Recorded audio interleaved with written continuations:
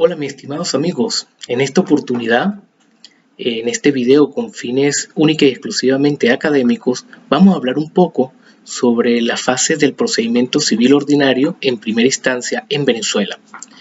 Bueno, en líneas generales, el proceso civil en Venezuela inicia con la interposición de una demanda, de acuerdo a lo establecido en el artículo 339 del Código de Procedimiento Civil. ¿Cómo se presenta la demanda? La demanda se debe presentar por escrito y ese escrito debe contener todos los requisitos que están establecidos en el artículo 340 del Código de Procedimiento Civil. ¿Cuáles son esos requisitos? Bueno, en líneas generales es la identificación plena tanto del demandante como del demandado, es decir, de las partes. Allí también se debe realizar, entre otras cosas, un recuento de todos los hechos o un resumen de los hechos donde se centra la situación que va a ser sometida a consideración de un juez. Se debe fundamentar esos hechos con unos elementos de derecho, es decir, con aquellos elementos de la normativa legal aplicable que en un momento dado estén afines a la materia que se está pidiendo justicia, donde se está haciendo un reclamo judicial. Además de eso, se debe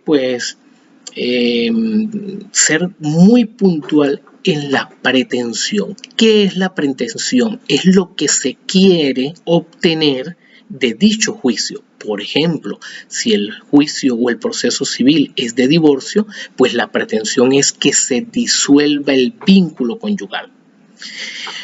Una vez que ya está determinado en el escrito la pretensión, entonces se deben agregar otros datos, como por ejemplo los domicilios procesales, donde se le pueden hacer llegar las notificaciones tanto al demandante como al demandado, donde se puede ubicar al demandado para efecto de citación o de notificación. En fin, estos son los requisitos que exige el artículo 340 en líneas generales del Código de Procedimiento Civil para los efectos del escrito de la demanda. Quiero hacer una aclaratoria con respecto al término de escrito de la demanda y libelo de la demanda. Hay una parte de la doctrina que habla indistintamente del libelo de la demanda con respecto al escrito de la demanda, es decir, son sinónimos.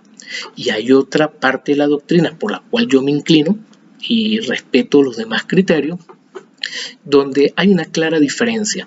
El escrito de la demanda es aquel que contiene los requisitos del artículo 340 del Código de Procedimiento Civil, y el libelo de la demanda, que no es más sino aquel que contiene tres elementos. El primero, el escrito de la demanda con los requisitos del artículo 340 del Código de Procedimiento Civil. Segundo, el auto de admisión de la demanda debidamente firmado por el juez y refrendado por el secretario del tribunal. Y tercero, la orden de comparecencia del demandado. Así que esta segunda parte de la doctrina por la cual yo me inclino, evidentemente deja claro que una cosa es el escrito de la demanda y otra cosa es el libelo de la demanda. El libelo de la demanda contiene entonces los tres elementos: escrito de la demanda, el auto de admisión de la demanda y finalmente la orden de comparecencia del demandado. Bueno, a partir de ese momento de que queda admitida la demanda, entonces se procede a realizar la citación del demandado o de los demandados. Una vez que la persona o las personas quedan formalmente citadas por el tribunal, a partir de ese momento comienza a transcurrir 20 días de despacho para que el demandado pueda contestar la demanda u oponer cuestiones previas. En este caso en particular, una vez finalizado el procedimiento interlocutorio de las cuestiones previas, entonces inmediatamente se procede a la contestación de la demanda. Entonces, la contestación de la demanda debe reunir los requisitos establecidos en el Código de Procedimiento Civil, que es decir, aquellos donde evidentemente existe una identificación plena del demandado y aparte de eso, los elementos o los alegatos que contrarrestan los que han sido, digamos, previstos en la demanda. Entonces, cada elemento que está previsto en la demanda debe ser debatido, debe ser contradecido por la persona que está presentando la contestación de la demanda, que en este caso es el demandado. Una vez que se materializa la contestación de la demanda, inmediatamente se da inicio y se abre el lapso probatorio. El lapso probatorio tiene dos fases. Una primera fase se llama el lapso de promoción de pruebas, que es de 15 días de despacho. Aquí las partes, a través de un escrito, le presentan al juez cuáles son los medios probatorios que tienen para poder demostrar sus pretensiones. El demandante, su pretensión por el cual inició el juicio, y el demandado para poder defenderse de esos alegatos de la demanda. En todo caso, tienen 15 días de despacho para poder promover medios probatorios. Y luego, finalizados el lapso de promoción de pruebas, entonces inicia el lapso de evacuación de pruebas, que es de 30 días de despacho. En todo caso, el lapso probatorio en un proceso civil es de 45 días de despacho. Evidentemente, las pruebas que son promovidas por las partes pueden hacer observaciones y oponerse. En todo caso, el juez finalmente es el que decide cuál medio probatorio quedó admitido y cuál no. Una vez que queda admitida o admitido los medios probatorios, se procede a su evacuación. Si se promovió una inspección judicial, en el lapso de evacuación de pruebas, entonces se traslada al tribunal para materializar la inspección judicial. Si en el lapso de promoción se impulsó el testimonio de una persona, ¿sí?, la declaración de un testigo, entonces en el lapso de evacuación se materializa esa declaración, esa declaración del testigo.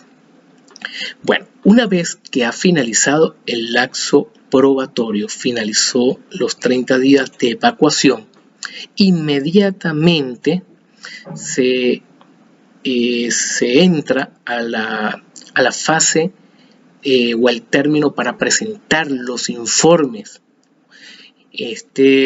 Los informes se presentan de acuerdo a lo establecido en el Código de Procedimiento Civil en el 15º día luego de finalizar el lapso probatorio, o en el 15º día luego de haberse constituido el tribunal con asociados, si fue solicitado por las partes.